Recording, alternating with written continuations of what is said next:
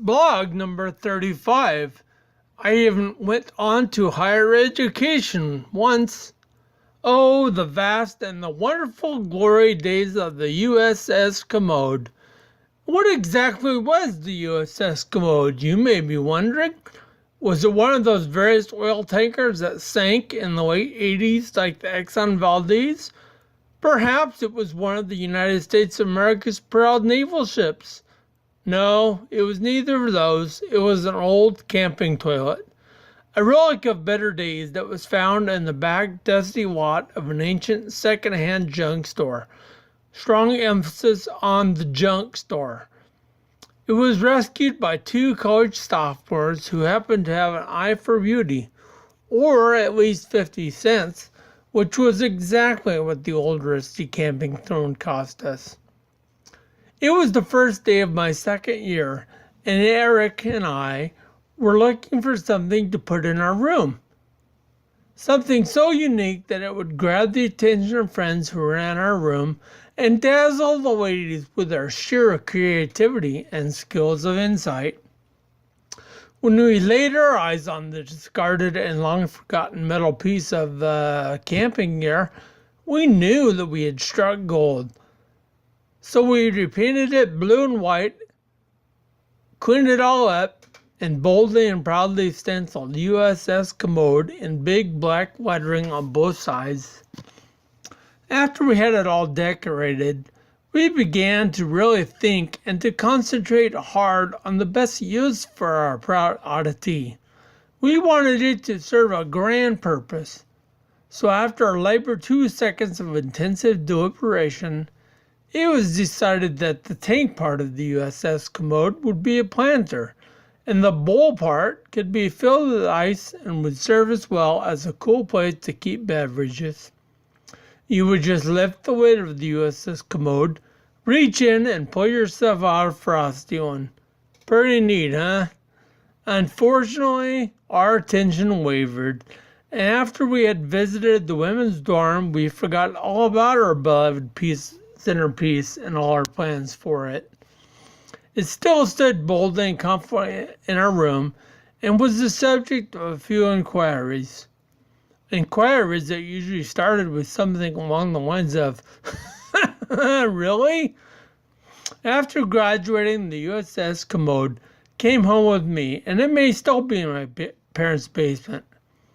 I wish I had pictures of the old tub because I'm positive that you would enjoy them. But sadly, I don't. However, I can assure you, readers, that the USS Commode was real. Oh, yes, she was very real. But I should start at the beginning, with the freshman year at college. It was the fall of 1983, and I had just graduated from high school. And after graduation, and not knowing exactly what I wanted to do, I decided that it would be a great idea to go to a 2-year college at Gaston, Kansas, to acquire my Associate of Arts degree. I may, however, have made an overstatement when I said that I did know exactly what I wanted to do, because the truth was that when I asked to think about what I might want to do, it really was closer to, I got nothing. However, I don't want to give anyone the impression that I was not a good student and that this was not a good decision for me. It was, and some of my best times happened in those 2 years. I also was a solid B student with occasional forays into the mystical world of an A.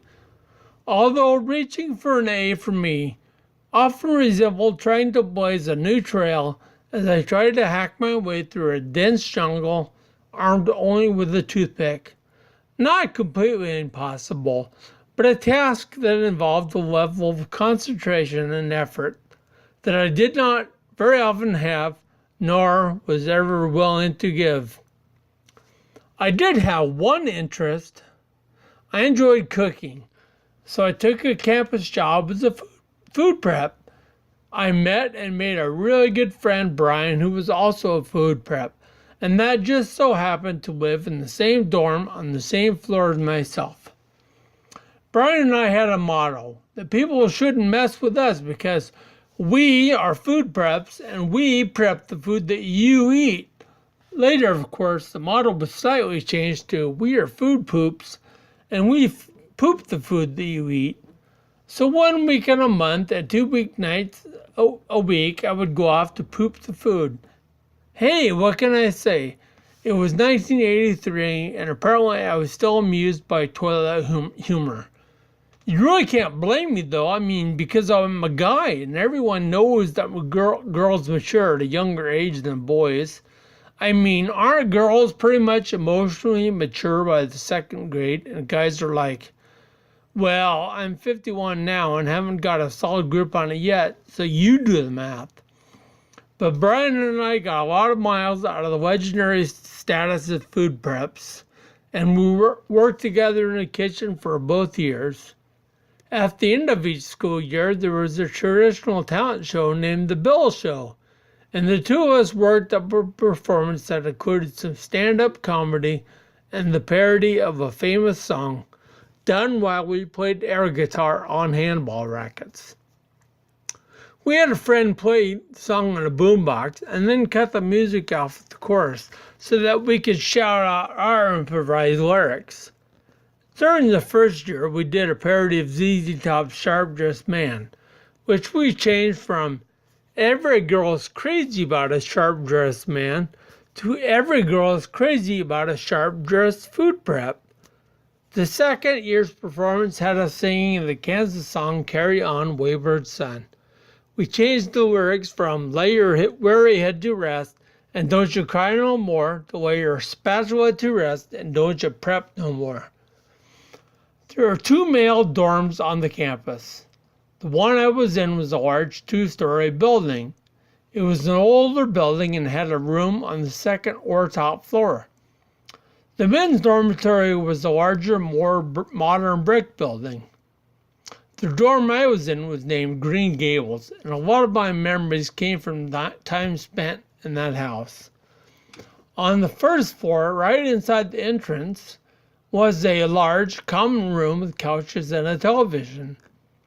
We all took the same required class in the afternoon called Foundations, which was a mix of Western civilization, history, ethics, and religion.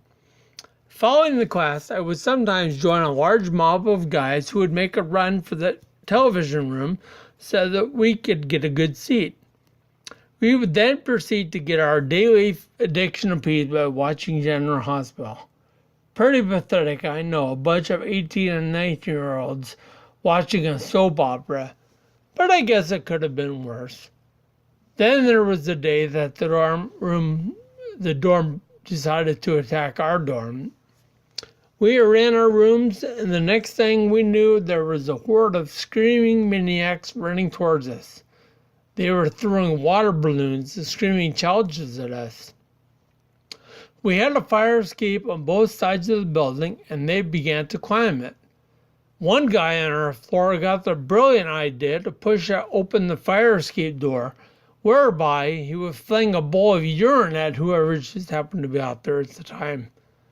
This kid was not the brightest bulb that our dorm had to offer, and even though it may have seemed like a stroke of genius, he only managed to splash himself when the spring-loaded door shut before the crucial flinging of the urine.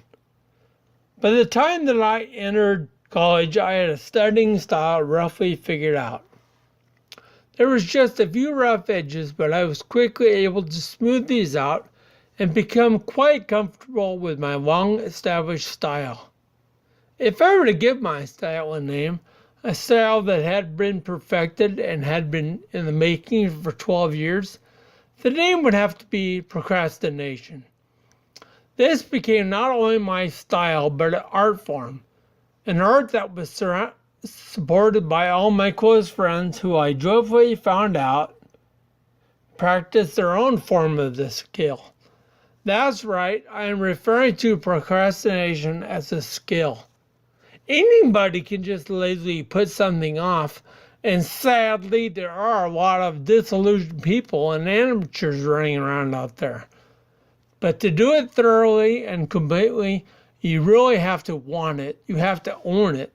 A really good procrastinator will spend his time giving himself alibis and laying the groundwork for a very plausible explanation as to why they did not accomplish a task or an assignment on time.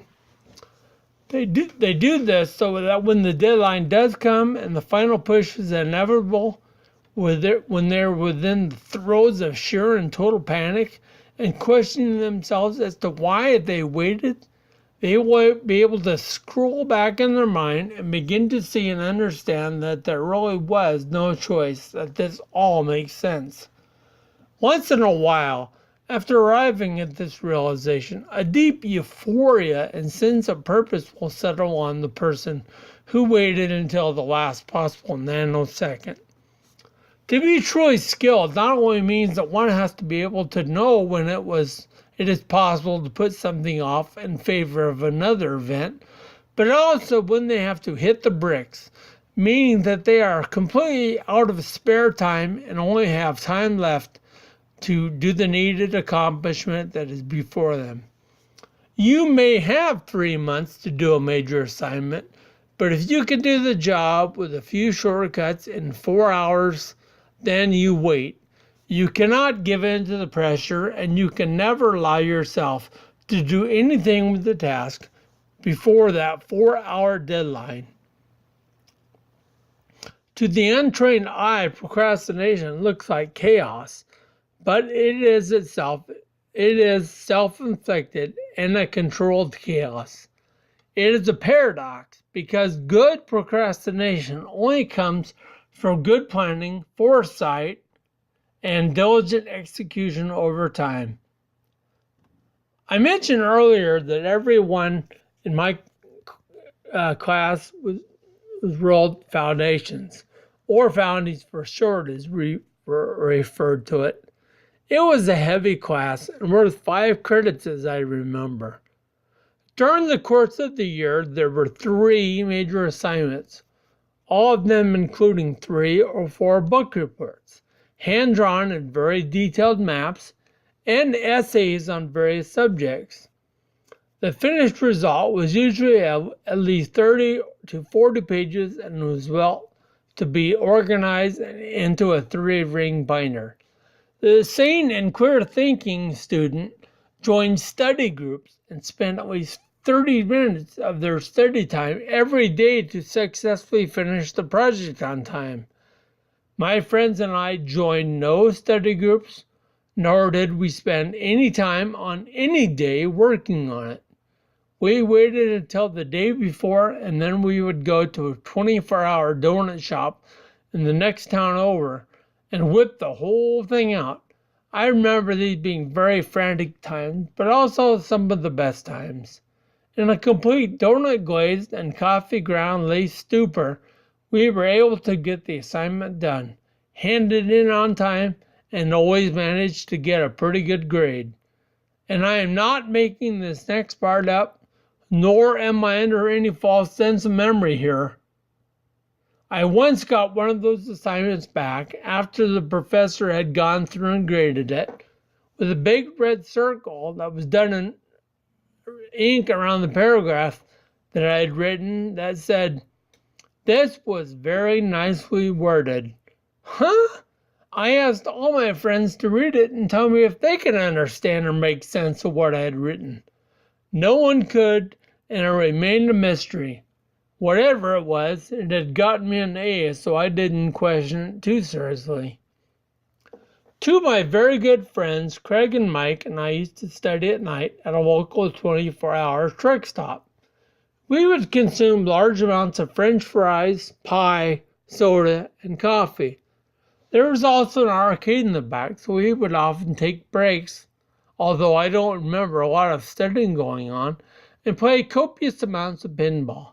Actually, we played so much pinball that it felt like we were taking 10-minute breaks just to study, not the other way around. It was also the 3 of us that got a hold of the master key to the girls' dorm, which we put to very good use, I can assure you. Unlike the boys' dorm, of which there were only 2, there was just one girls' dorm, but it was the biggest building on campus. It was a two-story building that housed the campus bookstore, student lounge, and snack bar. It was also a very good building, and all the very long building, and all the girls were housed on the second floor. Now, Hesston College had a very successful nursing program that was the starting point for many careers in that field. As such, one of the things that you could find on campus was a very well-stocked medical lab. There was a multi-floor building that was solely dedicated to teaching, both through lectures and by working hands-on in one of the several labs. One of these labs is where the three of us come into this story. The college owned a full-size and anatomically correct practice dummy that weighed about 90 pounds. The lab was open to students until 11 p.m., so armed with a walkie-talkie and a flashlight, I went into the building at 10:45, and when no one was looking, I snuck under the bed and remained there until they closed up the building.